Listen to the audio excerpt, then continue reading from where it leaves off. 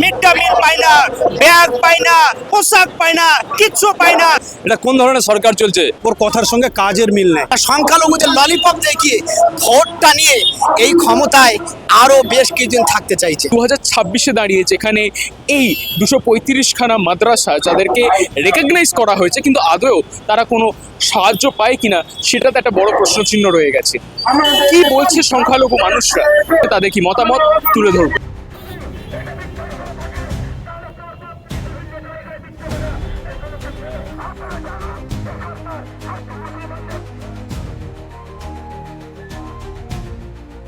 এখন আমাদের অবস্থা আমরা টোটালি বললে হয়, এই সরকার যে পরিকল্পনা গ্রহণ করেছিলেন সংখ্যালঘুদের যে উন্নয়ন, সেই বাধা বা সংখ্যালঘুদের যে উন্নয়ন সেটাকে রোধ করার যে একটা পরিকল্পনা গ্রহণ করেছিলেন, সেই জায়গায় কিন্তু এই সরকার সফল হয়েছে। কেন বলছি, এই সরকার কিন্তু বামফ্রন্ট যে সংখ্যালঘুদের ভোটে জয়ী দীর্ঘদিন ছিলেন, ওটাকে পরাস্ত করার জন্য কিন্তু একটা এজেন্ডা এনেছিলেন যে কিছু মাদ্রাসা দিয়ে সংখ্যালঘুদের যদি ভোটকে আঁকড়ে ধরা যায়, বিভিন্ন কিছু ওই এজেন্ডা নিয়ে বলেছিলেন 2011 বিধানসভা ভোটের পূর্বে। আদৌ পর্যন্ত কিছুই বাস্তবায়িত হয়নি। তার মধ্যে একটা, যেমন আমাদের সংখ্যালঘু শিক্ষা উন্নয়নের জন্য সংখ্যালঘু সমাজের শিক্ষা যদি না ঠিকঠাক থাকে, তাহলে তারা ঠিক সমাজে একটা উন্নয়নের জায়গায় যেতে পারবে না। তার জন্য কিন্তু 235টি মাদ্রাসা অনুমোদন দিয়েছিলেন, 10,000 মাদ্রাসা অনুমোদন দেওয়ার জায়গায়। কিন্তু আজও পর্যন্ত সেই 235টি মাদ্রাসা সেই আনএইডেড রইল, তারা কোনো রকম কোনো কিছু পায় না। বাচ্চারা, শিক্ষকরা সব আজও পর্যন্ত অর্থাৎ আপনাদেরকে রেকগনাইজ করেছে, কিন্তু আপনারা কোনো সুযোগ সুবিধা পান না। কোনো সুযোগ সুবিধা পাই না। ওই রেকগনাইজ করেছে শুধুমাত্র ভোটটা নেওয়ার জন্য। আদৌ তো আমাদের সমাজকে যে উন্নয়ন করার জন্য যে উনি বলেছিলেন যে এই মাদ্রাসা দিচ্ছি, শুধুমাত্র সংখ্যালঘু সমাজ শিক্ষার দিক থেকে আরও উন্নয়ন যাবে, আরও কিছু হবে, এটা ওনার উদ্দেশ্য ছিল। মুখের কথা, ওনার আদৌ মনের কথা বা হৃদয়ের কথা ছিল না, যার জন্য উনি কিন্তু এই পরিকল্পনাটা আজও পর্যন্ত সফল করেনি এবং আগামীতে সফল করবে কেউ না জানি না। সেই পরিকল্পনা দ্রুত গ্রহণ করুন, নচেত কিন্তু আমরা এর শেষ কোথায় আছে এটা দেখে ছাড়ব। আচ্ছা, এই যে ন্যারেটিভটা 2011-র পর থেকে দেখা গেছে যে মুসলিম ভোট মানে মুখ্যমন্ত্রী মমতা বন্দ্যোপাধ্যায় মানে হচ্ছে মুসলিম ভোট, সংখ্যালঘু ভোট, আজকের দিনে দাঁড়িয়ে এটা কতটা ভ্যালিড বলে মনে হয়? এটা ভ্যালিড ছিল এক সময়। দেখুন, প্রত্যেকটা 2023-এও বলা হয়েছিল যে আরো 700খানা মাদ্রাসাকে কিন্তু রেকগনাইজ করা হবে। কি অবস্থা? এইটা লজ্জার বিষয়, এটা বড় লজ্জার বিষয়। 10,000 মাদ্রাসা বললেন, 10,000 মাদ্রাসা 2011-এ বললেন, 10,000 মাদ্রাসা 2012-13-তে মাত্র 235টি মাদ্রাসা দিলেন। সেখান থেকে 2021-এ এসে তাদের শিক্ষার জন্য সামান্যতম 47 দিন 90 দিন বিভিন্ন দপ্তর আধিকারিকের কাছ থেকে ঘুরে সামান্যতম রেমুনেশন দিতে লজ্জার, যেটা আমরা বলতে পারি না। নন টিচিং স্টাফ 5,500 টাকা। আপনি বলুন স্যার, কাউকে কোদাল নিয়ে বাড়িতে ডাকবেন আর সারাদিন তার কাজটা বুঝে নেবেন, বুঝে নেওয়ার পরে আপনি যদি বলেন 50 টাকা আপনাকে দিচ্ছি, সে কোদালের ওই এইটা ধরে আপনাকে মারবে।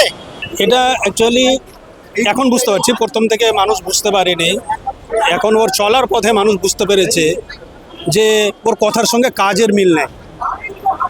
মুসলিমরা তার প্রতি একটা ভরসা করেছিলেন, কিন্তু সেই ভরসা ভঙ্গ হয়েছে মুসলমান। যার কারণে সেই কারণেই কি এখন দেখতে গেলে এই মুসলিম ভোট ডিভাইড হচ্ছে? মুসলিম ভোট তো ডিভাইড হয়ে যাচ্ছে ওনার নীতির জন্য। নাহলে মুসলমানরা ওনাকে যেভাবে আশীর্বাদ করেছিলেন, সেই আশীর্বাদ এখনো বজায় থাকতো।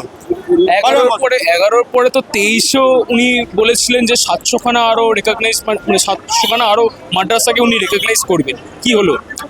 700খানার কোথায় রেকগনাইজ হয়েছে? এখন 366 কেটে দিয়েছে, মানে 235-এর পরে 366 করেছে। আচ্ছা, দুটো ধাপ আছে আপনাদের মাদ্রাসা। মাদ্রাসাগুলো খুব বেহাল অবস্থায়। কেন বেহাল অবস্থায়? এক তো সমস্ত শিক্ষককে বেতন দেয়নি, সেটাও আবার ন্যূনতম, সেটাও আবার সবাই পায়নি। 1 নম্বর কারণ, মাদ্রাসার ছাত্রছাত্রীদের কোনো রকমের সরকারি সহযোগিতা নাই।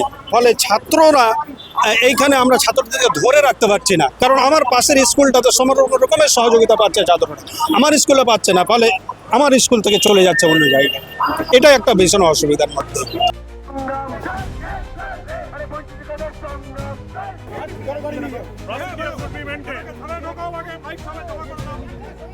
আপনি আবার মারামারি করছেন, আপনাকে বলে দিলাম। আপনি ওখানে প্রভোকেশন করছেন, কিন্তু প্রভোকেশন করবেন না।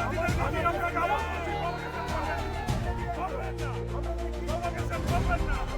আবার বলছি আপনাকে আচ্ছা দাদা, এই যে তোমাদের আজকে পবিত্র রমজান মাস, কিন্তু তোমাদেরকে আজকে প্রতিবাদ করতে রাস্তায় নামতে হচ্ছে, কেমন লাগে?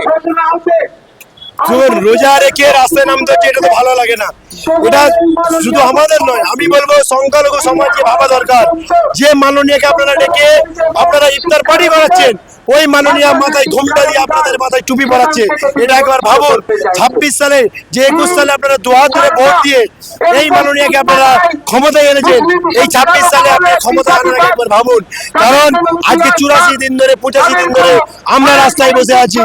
শুধু তাই নয়, এই 22 দিন ধরে আমরা রাস্তায় ইফতার করছি, আর উনি বিভিন্ন মহফিলে ইফতার করছেন। উনার তো দরকার ছিল একবার আমাদের কাছে এসে ইফতার করা, আমাদের দাবিটা শোনা। কেন আজ বলে শুনছে না? আমরা রাস্তায় নেমেছি, এটা উনার লজ্জা, উনার এই সংখ্যালঘু সম্প্রদায়ের লজ্জা বলে আমি মনে করি। দেখুন, এটা তো ছিলই, কারণ সংখ্যালঘু সম্প্রদায় বা মুসলিমরা দুহাত ভরে ওনাকে ভোট দিয়েছে, কিন্তু উনি এই ভোটের সুযোগ নিয়ে সংখ্যালঘু সম্প্রদায়কে ধীরে ধীরে ধ্বংস করে দিয়েছেন। আমি মনে করি এই সংখ্যালঘু সম্প্রদায় যদি এখনো সচেতন না হয়, তাহলে আগামী দিনে এই সংখ্যালঘু সম্প্রদায় খুবই ক্ষতি হচ্ছে। কারণ উনি শুধু সম্প্রদায়ের শিক্ষা ব্যবস্থাকে শেষ করে দিয়েছেন। মাদ্রাসা শিক্ষাকে আপনি বলুন, এডেড মাদ্রাসার শিক্ষক নিয়োগ নেই, আমাদের আনএড মাদ্রাসা শিক্ষকদের বেতন দিচ্ছে না, মিড ডে মিল দিচ্ছে না, তাহলে মাদ্রাসা শিক্ষা ব্যবস্থাকে ধ্বংস করে দিচ্ছে। তাহলে এই সংখ্যালঘু সম্প্রদায় যদি আজও না সচেতন হয়, তাহলে এই সম্প্রদায় ধীরে ধীরে শেষ হয়ে যাবে, জীবনে উন্নয়ন হবে না। আচ্ছা, আমরা যে দেখেছি যে লোকে এক একটা জায়গা থেকে কিন্তু সবাই ভোট করেছে, সেটা কি মনে হয় এটা চেঞ্জ হবে? আমার তো মনে হয় চেঞ্জ হওয়া উচিত, হবে কিনা সেটা বলতে পারছি, কিন্তু হওয়া উচিত। কারণ যদি চেঞ্জ না হয়, এই সংখ্যালঘু সম্প্রদায় বলছি, আপনার নিরাশ আশার কি আছে? আজ 84 দিন এই ঠান্ডায় কুকুরের সঙ্গে রাস্তায় শুয়ে আছি, এরপরে কি আশা করবো? আজকে 22 দিন ধরে রাস্তায় ইফতার করছি, সেহরি করছি। হ্যাঁ, দেখুন না, আপনি যে দেখলেন 3 জন অসুস্থ হয়ে গেছে, একজন অলরেডি হসপিটালে, একজন বলছে স্যার আমরা মারা যাবো, তুমি রোজা ইফতার করবো না এখানে। আমরা মাননীয়কে বলছি, আপনি যত দ্রুত সম্ভব আমাদের দাবি মাদ্রাসাগুলোকে এডিট করে দিন, না হলে কিন্তু এই লাশ কিন্তু পড়তে থাকবে, আপনার যেটা ভালো লাগবে না, আপনার গদির জন্য যেটা খুবই ক্ষতিকর হবে। আমাদের এর অতীতে 11 সালের আগে একটা সরকার ছিল, বামপন সরকার। সেই সময় মুসলিম সম্প্রদায়ের মধ্যে অনেক কিছু ডিমান্ড ছিল, সেটা বাস্তবায়িত না হওয়ার জন্য মাননীয় মুখ্যমন্ত্রী মমতা ব্যানার্জি উনি একটা প্রত্যাশা দিয়েছিলেন আকাশচুম্বী। মুসলিম সম্প্রদায়ের মানুষ এটা একটা প্রত্যাশা ছিল যে এই সরকার এলে আমাদের অনেক কিছু উন্নয়ন হবে। বাস্তবে আমরা যেটা দেখতে পেলাম, যিনি যা প্রতিশ্রুতি ছিলেন সেটা হচ্ছে বাস্তবায়িত হয়নি, এবং সেটা আমরা দেখতে পেলাম শুধুমাত্র প্রতিশ্রুতি থেকে গেছে। উনি ঘোষণা করলেন প্রথমে এসে যে একদম মাইনরিটি এলাকায় প্রান্তিক লেভেলে গরিব মানুষের ছেলেরা ড্রপ আউট যারা হচ্ছে তাদের আমরা রেকগনাইজ মাদ্রাসা অনুমোদন দেবো, তাদের সমস্ত দায়িত্ব নেবো। 10,000 তিনি ঘোষণা করলেন, কিন্তু আমরা দেখতে পেলাম 10,000 মাদ্রাসার জায়গায় তিনি 235টা হচ্ছে দিলেন। যদি অনুপাত করা একটা হাস্যকর জায়গা, কিন্তু এই 235টি আনএডেড মাদ্রাসা তাদের যে ডিমান্ড, যেগুলোকে basic need, mid day meal থেকে শুরু করে টিচারদের যে সমস্ত প্রয়োজন, সেইগুলো বাস্তবায়িত আজও পর্যন্ত হলো না। দীর্ঘ 15 বছর রাস্তায় আমরা আছি, আজ পর্যন্ত আমাদের ডিমান্ডগুলো হলো না। কিন্তু তিনিই প্রমাণ করলেন, এটা আমাদের কোনো প্রশ্ন নয়, সাধারণ মানুষ এবং প্রমাণ করবেন তিনি তার কথা রাখেননি। আজকে রাস্তায় নেমেছেন তার পলিসির জন্যই, সরকারের দ্বিচারিতার জন্য আজকে আমরা রাস্তায়। তাহলে কি মনে হচ্ছে 26-এর নির্বাচনের আগে মুসলিম ভোট ব্যাংক কি এইভাবে ডিভাইড হচ্ছে? অবশ্যই হবে। মানুষ যেখানে পরিষেবা পাবে, আপনি একটা টার্ম দুটো টার্ম আমরা দেখেছি, সেখানে প্রতিশ্রুতি দিয়েছিলেন, মানুষ বিশ্বাস করেছিল। এরপর 2023-এও তো আপনাদেরকে 700খানা মাদ্রাসাকে আরো রেকগনাইজ করা হবে, এটাও বলা হয়েছে।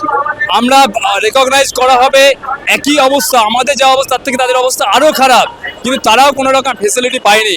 আপনারা যদি অতীত ইতিহাস দেখেন, 614টা এডেড মাদ্রাসা বামপন এবং কংগ্রেসের আমলে হয়েছিল। এই সরকার আসার পর পূর্ণাঙ্গ কোনো মাদ্রাসা হয়নি, যে মাদ্রাসার নামে এটা একটা মানুষকে বোকা বানানো হয়েছে। সমাজে সর্বশ্রেণী মানুষের কাছে একটা ভুল বার্তা গেছে যে এখানে মাদ্রাসাকে অনুমোদন দিয়ে শুধুমাত্র সংখ্যালঘুদের সুযোগ সুবিধা করা হয়েছে। এটা বাজারে একটা খারাপ ধারণা মুসলিম সম্বন্ধে গেছে, বাস্তবায়িত কিছুই হয়নি। আমরা দ্বিচারিতা হয়েছি, সরকার দ্বারা আমাদেরকে যে প্রতিশ্রুতি দেওয়া ছিল সেগুলো ভঙ্গ হয়েছে।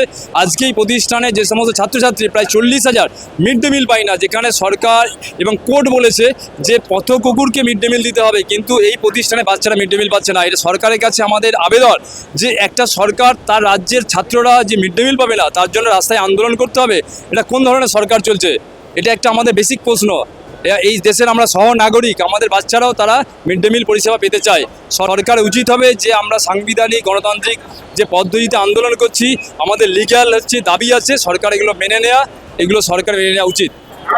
2026-এর নির্বাচনের আগে সংখ্যালঘু সমাজ কি বলছে আপনাদের সামনে আমরা তুলে ধরলাম। আপডেট পেতে হলে চোখ রাখতে হবে দ্য ওয়ার্ল্ড নিউজে, কারণ খবর এখন এখানে। আমার সঙ্গে ক্যামেরায় রণদীপ আর আমি Soumyadip, the world news, Kolkata.